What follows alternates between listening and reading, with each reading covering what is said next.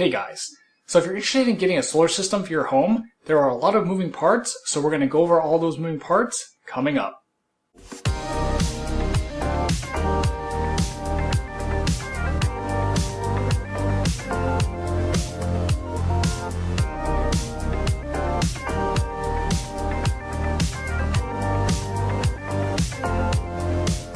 So let's say you've signed the contract. What do you do next?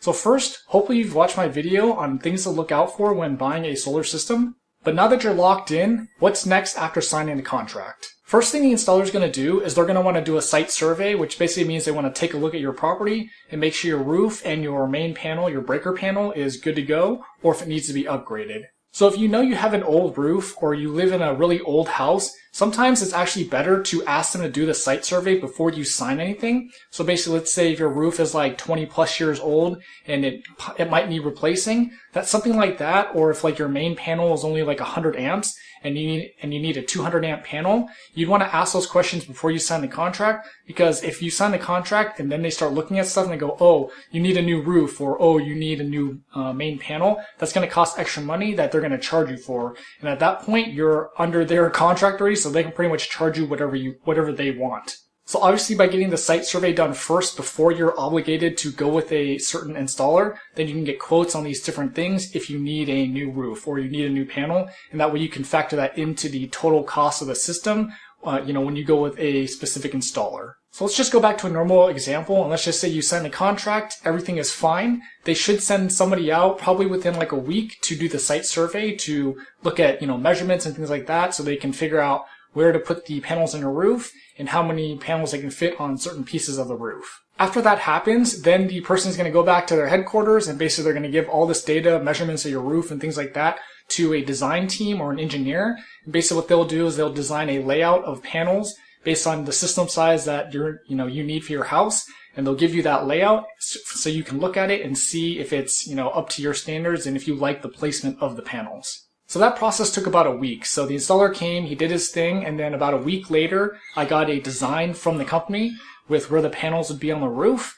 And so basically, at that point, you can say, hey, I like it, or you don't, and then basically you go to the next step after that. So just be aware, if you don't like the design, you can obviously change it. It's not a problem, but it's going to take more time, and it can also impact how much production your system generates because of the orientation of the panels on the roof. So in pretty much all cases, you want your panels south-facing. If you have a south-facing roof, that's the best orientation for the panels because of the way the sun, goes from east to west. And then second best is usually west, and east is pretty close to west as in terms of orientation and how much sun the panels would get on those sides of the roof. Once you approve a design from the installer, then basically they send this data to the city to get a permit so they're allowed to basically work on your property. Concurrently, while this is happening, if you have an HOA in your development, you're going to have to let your HOA know that you're getting solar, because HOAs are just HOAs and they want to know stuff like this because it does impact the look of your house.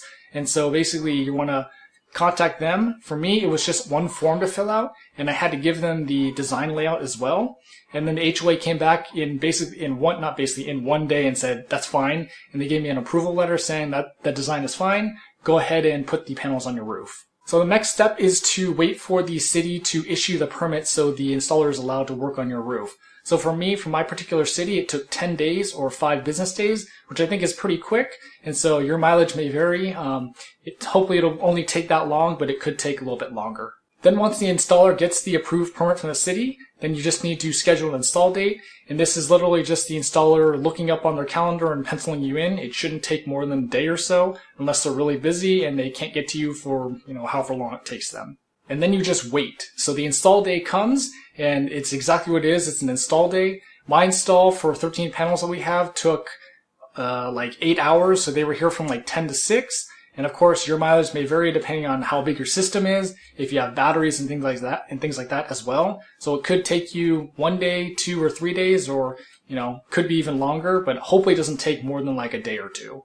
And then once the install is done, basically the installer will contact the city, and the city needs to actually inspect the install to make sure everything is safe. And so for my city, that took 3 weeks because they're just busy. I guess the building inspection department was busy doing other panel inspections and whatever else they do. And so, of course, your mileage may vary on that as well. I have seen other people online being able to get inspections like within a week. So it really depends on your city. Concurrently, while you're waiting, since the panels are up on the roof, this is now part of your property. And so basically, it's supposed to increase the value of the property. And so you need to contact insurance to make sure that they are covered. Some policies actually already include panels, solar, as part of the policy, and some don't. So you should contact your insurance company and just make sure that you're okay, or if you need to add a little bit of insurance for the panels. Last step is to have your installer fill out the interconnect agreement and send all the documentation, so all the permits and all the measurements and things like that to your utility company.